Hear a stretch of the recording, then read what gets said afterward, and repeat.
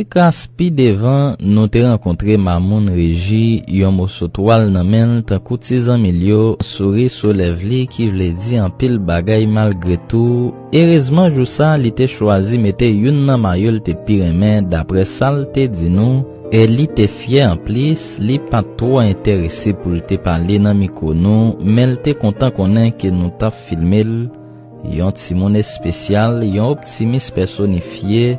Mamoun di nou kout ke kout la pleve à terre quand même, li gen pour l'aller l'école, li vle veni yon docteur pour tout moun respecter, mais ajouter à ça, lè li fin réussi dans la vie, li pap kite 15 ans milio dans la rue, n'a parlé de 10 ans milio qui te toujours là ak li, ni laisse bon, ni laisse pas bon dans la rue.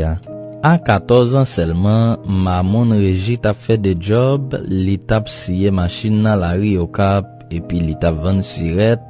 Li te gen un seul objectif qui s'était réussi dans la vie, li te quoi c'était lui-même qui t'a pral aider maman et puis papa. Yon rêve malheureusement qui crasé ta ko assiette faïence, Mamoun pas même gen chance lever dans dormir. Yon coup d'arme te tiré, yon balle fini avec la ville.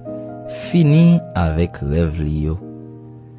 Quelques jours après, nous te rencontré le même avant, nous te fini préparer présentation si là, yo te ban nou nouvelle lan mort Mamoun Régi, bout code rete voyage, rêve la mouri, flé a fini, tant kout si Saint-Anise, m'ta mandé, c'est qui moun qui va vraiment moun nan gros livre là?